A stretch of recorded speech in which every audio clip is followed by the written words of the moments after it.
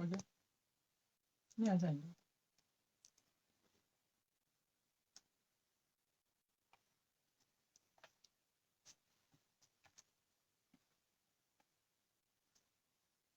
हम्म?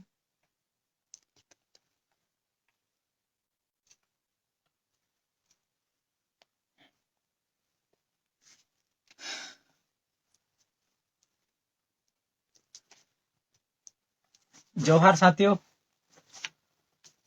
जिंदाबाद।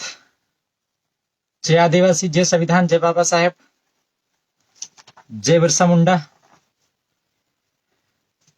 आप सभी लोगों ने सोशल मीडिया के माध्यम से मेरा सपोर्ट किया है, तन मन धन से। मैं उसके लिए आप सभी लोगों का धन्यवाद देना चाहता हूं। और जिस प्रकार से इस तानाशाही प्रशासन ने जो मेरे ऊपर जो कार्रवाई की है, झूठी कार्रवाई की है, उसका हम जवाब देंगे।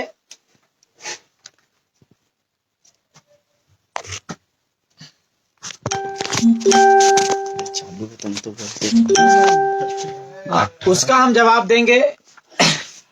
और एक और बात विशेष मैं आप सभी लोगों को बता दूं कि आज जिस प्रकार से मध्य प्रदेश का एक एक आदिवासी इस दुख की घड़ी में मेरे साथ खड़ा है, मुझे गर्व हो रहा है कि मैंने समाज के लिए कुछ किया है। और मैं अपने आप में ये गर्व महसूस कर रहा हूं, और वो लाखों युवा महसूस कर रहे होंगे जो कहीं ना कहीं सामाजिक स्तर से अपने समाज की सेवा कर रहे हैं, कि आज हमारा समाज जब किसी के साथ गलत होता है, जब पूरी तरीके से खड़ता है। आज इतिहास में शायद पहले मैंने नहीं देखा कि इस प्रकार से हमारा समाज मध्य प्रदेश से लगा के राजस्थान से लगा गुजरात, हर एक राज्य में पूरी तरीके से मेरे लिए जो जिस प्रकार से खड़े हैं, मैं आप सब लोगों का हृदय से धन्यवाद देना चाहता हूं। और रही बात मुझे और मेरे परिवार की, तो आप सब लोग चिंता करना छोड़ दीजिए। आपका भाई इतना कमजोर नहीं है और ना ही इतना डरने वाला है। इन मनुवादी लोगों के सामने हम किसी भी कंडीशन में डरने वाले नहीं है। जहां भी अन्याय अत्याचार होगा, हम लोग आवाज उठाएंगे। मेरा सवाल है प्रशासन के लोगों से कि बड़े बड़े गुंडे मवाली आज खुले घूम रहे हैं, लेकिन आपने जिस प्रकार से मेरे ऊपर जिला बदर की कार्रवाई करके मुझे मेरे जल जमीन जंगल और मेरी मातृभूमि से आपने जिस प्रकार से मुझे बेदखल किया है, मुझे इस बात का दुख है। और हम लोग आपको इस चीज का जवाब देंगे।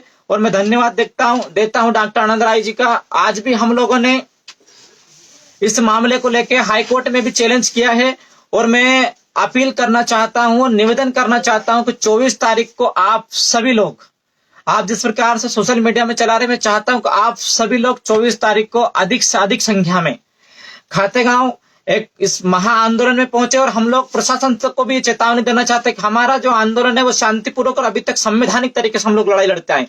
नहीं तो जो चंद लोग, जो गुंडे मवाली, जो थाने में घुस के जिस प्रकार से धोखे से बुलाकर हमारे साथ मारपीट करते, हमारे युवा और हमारा आदिवासी समाज का खून इतना कमजोर नहीं है। तुम्हें भी घर में मारने की क्षमता हम लोग रखते हैं, लेकिन कहीं ना कहीं हम लोग कानून को मानते हैं, न्यायपालिका में भरोसा करते हैं, इसलिए हम लोग शांतिपूर्वक हैं। और मैं चाहता हूं कि 24 तारीख को हम लोग संवैधानिक तरीके से हम लोग आंदोलन करेंगे। और हमारा निवेदन है प्रशासन से कि हमारे साथियों किसी प्रकार से रोका ना जाए। संविधान के आर्टिकल 19 में हमको बाकायदा आंदोलन करने का, प्रोटेस्ट करने का अधिकार है। उस संविधान को आप खत्म नहीं कर सकते। संविधान खत्म करने के लिए आपको बहुत कुछ करना पड़ेगा। मैं फिर कहना चाहता हूं, और एक और बात मैं कहना चाहता हूं, जो जिस प्रकार से सभी लोग मेरी चिंता कर रहे हैं, आप चिंता ना करिए और न मेरे परिवार की चिंता करिए। परिवार उस बिरसा मुंडा का भी था, परिवार उस टांट्या भील का भी था, परिवार उस शंकर शाह रघुनाथ शाह का भी था, परिवार उस बाबा साहेब का भी, जिन्होंने इस समाज के लिए, इस देश के लिए अपनी जान कुर्बान कर दी। मेरे अंदर भी उन्हीं का खून है। डरने वाले लोग नहीं है। किसी भी कंडीशन में जहां भी अन्याय अत्याचार होगा, हम लोग दमदारी से लड़ाई लड़ेंगे। और मैं समस्त क्षेत्र के लोगों से कहना चाहता हूं कि ये सिर्फ एक शुरुआत है। और मैं दुश्मनों से भी कहना चाहता हूं कि आपने मुझे नहीं छेड़ा है, मध्य प्रदेश के कुछ आदिवासी युवा को छेड़ा है, जो कहीं ना कहीं एक सोता हुआ शेर था। आपने सोता हुआ शेर को जगाने की कोशिश की। इसका अंजाम आपको बहुत खतरनाक तरीके से भुगतना पड़ेगा। और एक और बात कहना चाहता हूं कि हम लोग एक आग है, आप आग के साथ खेलने का काम ना करें, आप जल जाओगे पूरी तरीके से।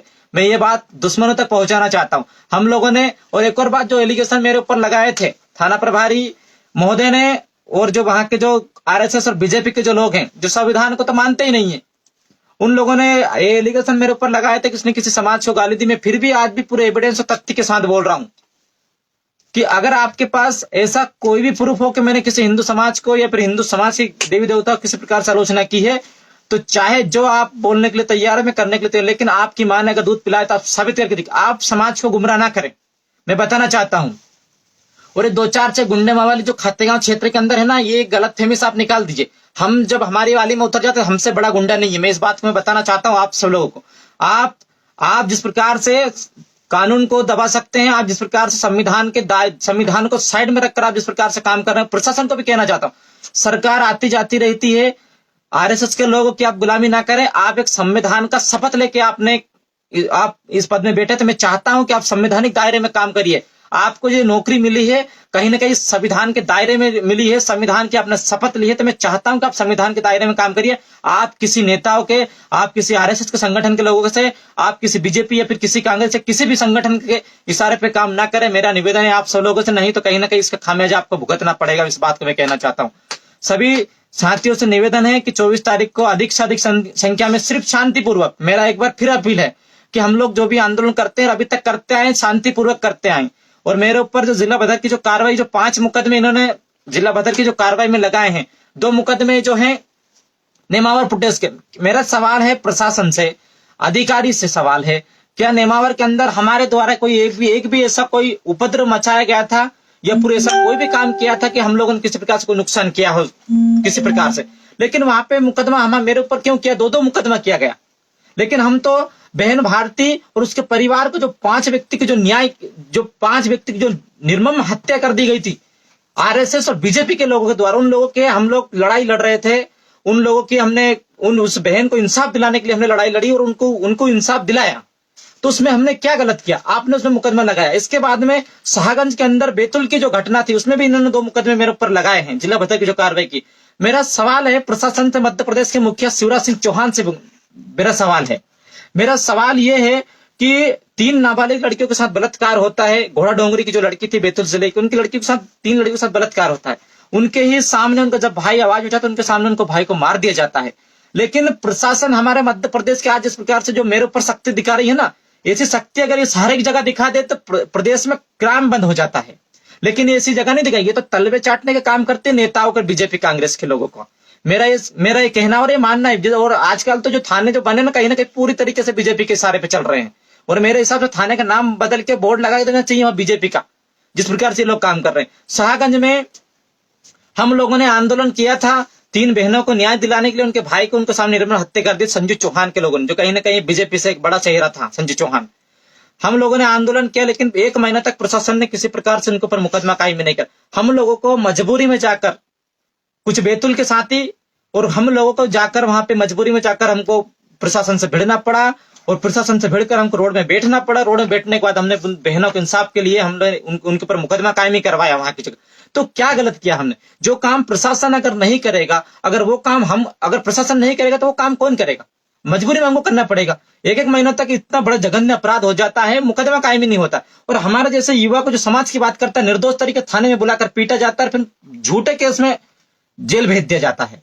तो ये हमारा देश का सिस्टम है, प्रदेश का सिस्टम है। और मध्य प्रदेश के अंदर जिस प्रकार से भाजपा के राज्य में जिस प्रकार से आदिवासियों के साथ सबसे ज्यादा अत्याचार बढ़ता जा रहा है, चाहे निमाड़ की घटना हो, चाहे सिवनी की घटना हो, चाहे बैतूल की घटना हो, चाहे बिस्टान घटना हो, चाहे खरगोन की घटना, हर एक जगह। और प्रदेश में जो आदिवासी के जो हित से बोलते हैं, अभी एक वो भी आया था, अमित शाह भी बोल रहा था कि मैं फलाना और ढिकाना। और जिस प्रकार से शिवराज मामा बोलता है कि मैं आदिवासी, अरे आपने आदिवासियों के जघन्य अपराध के मामले में, आपने आदिवासियों के क्षेत्र में मध्य प्रदेश के अंदर आपने अत्याचार के मामले में आदिवासियों को नंबर 1 पे लाके दे दिया। यदि मैं नहीं बोल रहा, रिकॉर्ड बोल रहा है। और आप बोल रहे हैं कि मैं आदिवासियों को भला कर रहा हूँ। हर एक क्षेत्र में आपके जो पले हुए जो लोग हैं और जो आरएसएस के जो लोग हैं, हर एक क्षेत्र में अत्याचार कर रहे हैं। और जो बात रही पीपलदा की घटना में जो दो मकान जलाए थे, कहीं ना कहीं मैंने, और एक व्यक्ति ने मेरे ऊपर एलिगेशन लगाया, मेरे पास सबूत है, आप चिंता ना करें, मैं बगैर सबूत की बात नहीं करता आप लोगों की तरह।